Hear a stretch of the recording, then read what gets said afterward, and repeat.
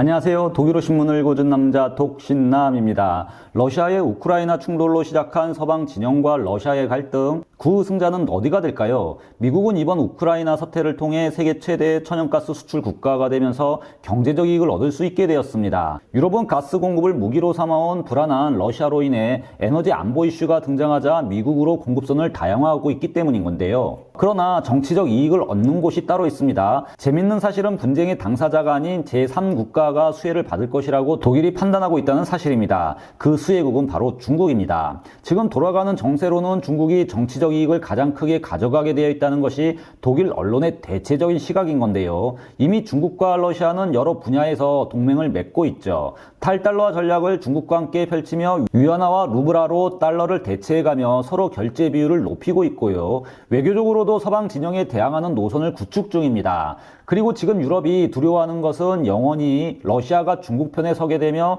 러시아를 적국으로 두게 될까입니다. 지금 유럽에서는 그 위험이 커져가고 있다며 걱정하는 모습이 역력한데요. 독일 유력 일간지 디 벨트지는 유럽, 러시아를 중국에 영원히 잃게 될 위험이라는 제목의 기사를 2022년 2월 9일 썼던 적이 있습니다. 매체는 유럽 연합과 러시아 푸틴 사이의 긴장은 갈수록 커져가고 있으며 이런 긴장 상황을 이용하며 수혜를 얻고 있는 나라가 바로 중국이라고 보도했습니다.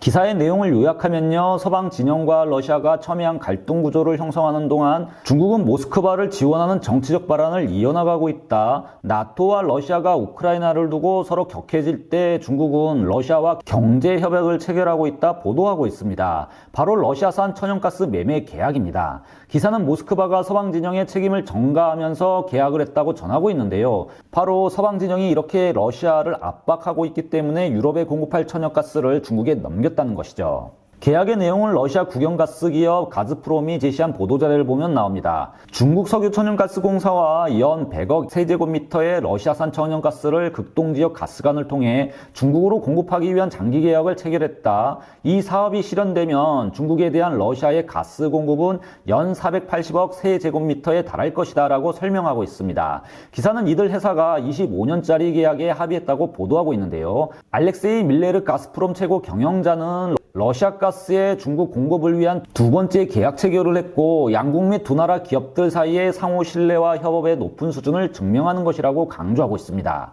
이 인터뷰 내용에서 주목해야 할 워딩이 이 두 번째 가스 공급 계약이라고 밝힌 대목입니다. 이는 유럽연합에게 상당히 신경 쓰이는 부분인 것이죠. 러시아와 유럽이 긴장관계가 형성될 때마다 이렇게 러시아, 중국의 대규모 계약이 체결되었기 때문인데요.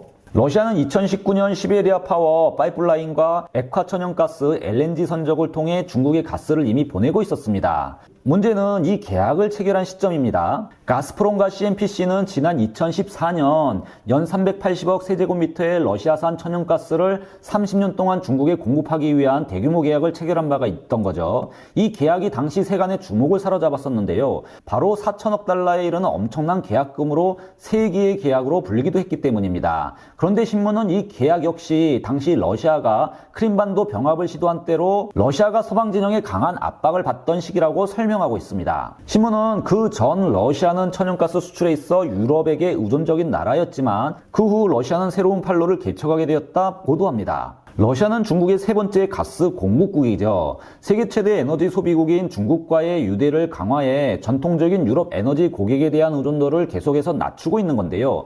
보시는 것처럼 서방 진영과 갈등 국면에 진입할 때마다 이런 대규모 계약을 늘 체결해 왔던 겁니다. 그러니까 러시아도 유럽이 필요로 하지 않다는 것을 얘기하고 있는 거죠.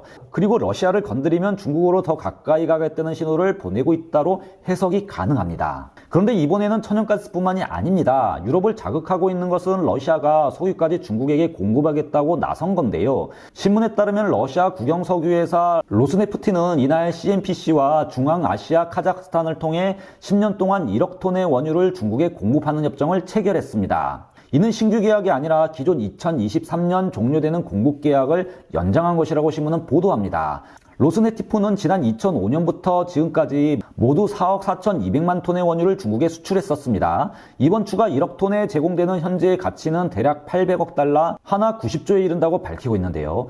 이렇게 중국과 러시아의 관계가 계속 경제적으로 깊어지고 있는 것이죠. 디벨트지는 이 모든 합의의 동기는 정치적 단계에서 이루어진 것으로 서방 진영과 긴장 관계가 지배하는 동안 중국과의 전략적 파트너십 강화를 보여주기 위한 러시아 정부의 의도라고 평가하고 있습니다. 그리고 중국은 이를 기꺼이 즐기며 장단을 맞추고 있다 전합니다. 이런 과정을 살펴보고 있는 프랑스 대통령 마크롱은 러시아가 중국의 품으로 들어가는 것에 대해 큰 우려를 보이고 있다 보도하고 있습니다. 러시아와 중국의 연합 세력이 국제 질서를 혼란스럽게 할 수 있다 판단하기 시작하고 있다는 겁니다. 이에 대해 러시아도 공개적으로 같은 해석을 내놓은 적이 있습니다. 기사에 따르면 러시아 10대 총리 드미트리 베드베네프는 2015년 서방 진영의 러시아 제재는 러시아를 아시아 국가들 특히 중국과 협력하도록 만들어왔다. 그래서 나는 서방 진영에 진심으로 고맙다 말하고 싶다고 전했던 적이 있었는데요.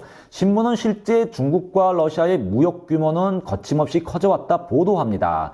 2013년 880억 달러로 러시아 무역의 10%에 해당하는 규모가 중국과 이루어졌으나 2020년에는 1100억 달러로 증가했고요. 이는 러시아 무역 비중의 16%를 차지했습니다. 그리고 2021년 1,400억 달러 무역 규모 3분의 1까지 확장했다 보도하고 있습니다. 이는 아주 의미 깊은 수치인데요. 왜냐하면 2013년에서 2019년 사이 유가는 하락했었고 경제 위기로 인해 러시아 전체 무역 규모는 액수로 보면 5분의 1이 줄어들었던 겁니다. 그럼에도 중국과의 절대적 무역 수치는 계속 올라왔던 것인데요. 신문은 이를 두고 유럽은 계속해서 러시아를 중국에 뺏겨왔다. 이런 지정학적 트렌드는 가속화되고 있다고 평가하고 있죠. 또한 신문은 유럽은 전통적으로 러시아의 무역 규모 50%를 유지하고 있었지만 2020년 단지 38%로 줄어들었다고 설명하고 있습니다. 물론 브렉시트 효과를 고려해야 한다는 점도 밝히고 있습니다. 영국이 유럽연합에 탈퇴하면서 영국과 러시아 사이의 교역량이 유럽 통계에서 빠지게 된 것을 얘기하고 있는 것이죠. 그래서 매체는 서방 진영과 러시아와의 갈등에서 진정한 수혜자는 바로 중국이라고 주장합니다. 그럼 중국은 러시아를 자기 편으로 끌어들이면서 얼마나 더 위협적이게 될까요? 독일 언론은 이를 가리켜 서방 진영에 대한 메가 블록이 형성되고 있다 평가하고 있습니다. 독일 유력 언론 R&D는 며칠 전 기사에서 지금 양국은 시리아, 우크라이나 사태부터 해서 원자력 문제 그리고 영구적인 우주기지 계획까지 대화를 나누며 거대한 블록을 형성하고 있다 보도하고 있는데요. 이제 다른 국가들은 이 거대하고 강력한 메가블록 두 나라의 협력이 세계 질서에 영향을 미치게 될 것이라고 단언합니다. 물론 매체는 이번 기사가 외교 전문가 마티아스 콕의 분석이라는 점도 알리고 있습니다. 신문에 따르면 일단 이번 우크라이나 사태에서 발생할 서방 진영의 제재를 중국이 도와주게 될 것이라고 러시아는 기대하고 있다고 설명합니다. 신문은 중국과 함께 오늘날의 위협에 무장하자는 푸틴의 말을 인용보도하고 있는데요.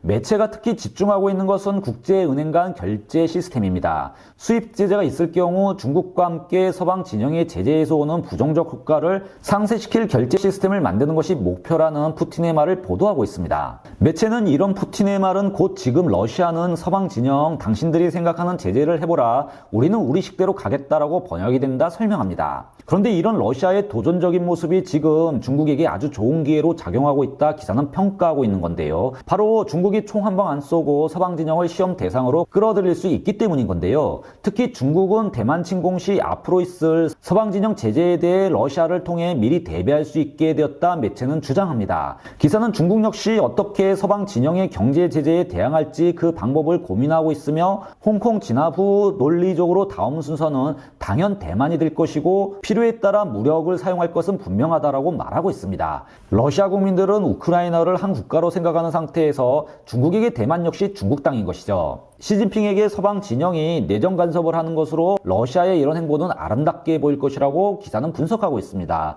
지금 두 나라가 같은 공감대를 가지고 있다는 것이죠. 자기들 땅이라고 생각하는 곳을 서방 진영이 부정하고 있다는 것이고 이 땅을 합병하는 데 있을 서방 진영의 제재 역시 같이 힘을 합쳐 보겠다는 겁니다. 이런 시험을 먼저 하고 있는 것이 러시아이고 중국은 이를 모니터링하고 있다는 건데요. 관심은 두 나라가 협력할 때 서방 진영이 어떻게 대응할지로 모아지고 있는 겁니다. 신문은 이런 이유로 두 나라가 거대한 블록을 형성할 수 있다 판단하고 있고요. 특히 다음 6가지 지점에서 두 나라는 서방 진영에 대항할 블록을 형성할 수 있다 분석하고 있습니다. 첫째는 더 많은 무역입니다. 두 나라는 무역 규모를 키워 서방 진영의 경제 제재가 가져다주는 악영향을 상쇄하기를 원하고 있습니다. 먼저 매년 2천억 달러 규모로 교역량을 높이는 데 목표를 가지고 있다 전합니다. 신문에 따르면 양국은 현재 이 목표를 향해 순항하고 있다 판단하고 있는 듯 보이고 있고요. 순항하고 있다 판단하고 있는 듯 보입니다. 둘째, 지난 소련 연방 시기와 달라진 점은 강력해진 중국 경제입니다. 특히 중국은 러시아의 에너지를 많이 필요로 하고 있는데요. 위에서 언급해드린 것처럼 러시아산 가스와 석유를 사줄 아주 좋은 소비자가 바로 중국이라고 매체는 전하고 있습니다. 그리고 이는 서로에게 도움이 되는 협력체제라는 푸틴의 말을 인용보도하고 있습니다. 독일은 러시아 가스를 파이프를 통해 들어오면서 값싼 천연가스를 공급받아왔습니다. 이 모든 장점이 이제 중국으로 흘러들어가고 있다는 것이죠. 넷째, 원자력 발전에 대한 양국 간 협력입니다. 러시아는 중국과 마찬가지로 원전 건설에 집중을 하고 있습니다. 그리고 러시아는 기술적으로 중국에게 제공할 수 있는 부분이 있다 매체는 평가하고 있는데요.